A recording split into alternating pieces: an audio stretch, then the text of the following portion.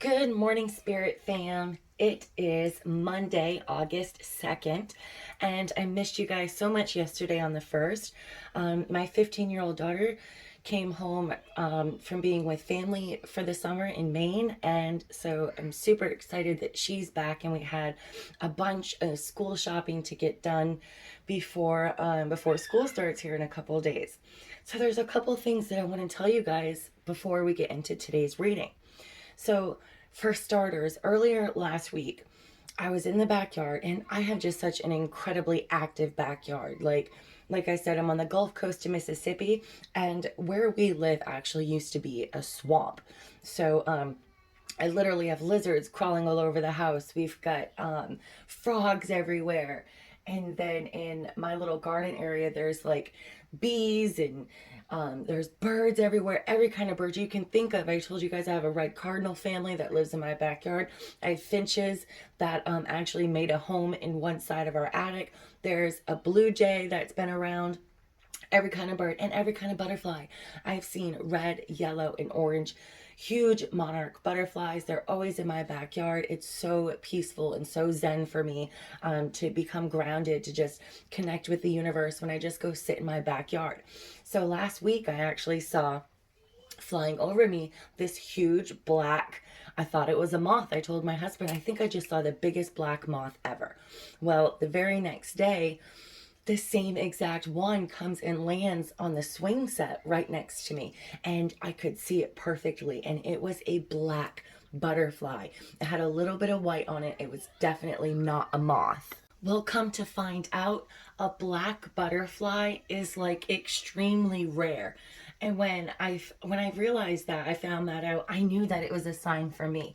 So a black butterfly represents new life, accompanied with fresh beginnings, and a stand for a beautiful outcome that comes after difficult times. It represents, of course, change, transition, freedom, and rebirth, just like any butterfly does. But a black butterfly is just very special. Like, they're really hard to find, and it found me.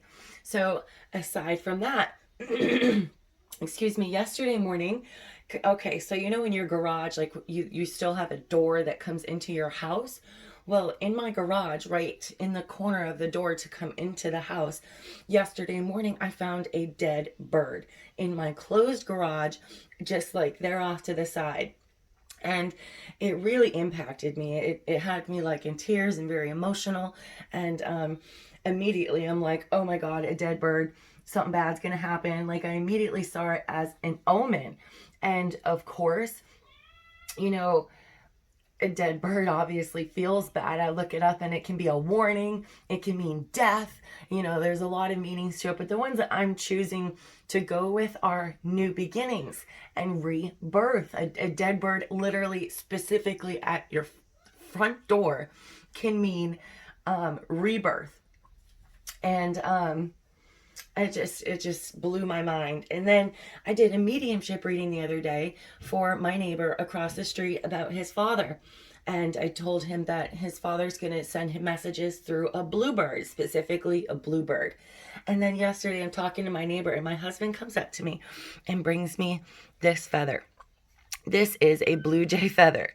This is and it was right when my neighbor was right there. I just did this reading for him last week, like at the end of the week. So there was definitely another sign there, and it's just they've been happening one after the other, and I love it. I welcome them. I embrace them. So keep your eyes open for your own signs in your own lives, guys, because they truly are everywhere. We go through phases, I feel like, where we don't get any at all, and we kind of feel shut off from the universe, and we're like, why is nobody trying to communicate with me? I feel really alone right now.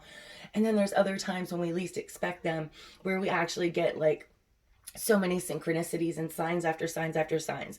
So when you do get them, pay attention, write them down, be aware of them. So I also have some more exciting news. If you follow me on Instagram, you may have already seen it, but I am one of the 2 new ambassadors for Michaela Witchery oils. We're talking oils and lip gloss made with intention by a wonderful witch with powerful energy. and they all have herbs and crystals in them. They're beautiful colors. I should be getting mine in here in a couple days, and you guys are going to start seeing me wear them all the time and sharing them with you guys. And I'm just so excited to have this opportunity to work with Michaela and to be one of her ambassadors. So keep an eye out for that. I'm actually probably going to post my the one that I posted on Instagram, my introduction as ambassador for her company, her new company. Okay, so let's get into today's message. Now, the very first card that I pulled from the Antiquities of Magick deck is this armor card. And I'm so excited. This is an incredible deck. And these cards are tiny, but they're actually great. They're like one of the smallest decks I have, but I really like the fact that they are tiny like that. So let's see. I want to show you guys how in the book, this is how it looks if you're looking for a new oracle deck. We have keywords up here. Incantation, it tells you what tarot cards that it relates to. I have a place to write my own thoughts down here. And then on this page, it tells you the history of the card that you pulled and then the oracle message. So some days I might talk about more than I do other days. It just really depends on how I intuitively feel. So the incantation is, I know, honor, and respect my emotional limits. The tarot cards that this armor card relates to is the Emperor, the Chariot, the Death card, Knight of Cups, Knight of Wands, Four of Swords, Knight of Swords, Knight of Pentacles. So, as I protect myself from negative external influences, I continue to keep my energy healthy and strong. Understanding the role I play in my life and why I act and behave the way I do helps me clearly see what belongs to me and where I need to set healthy boundaries with others.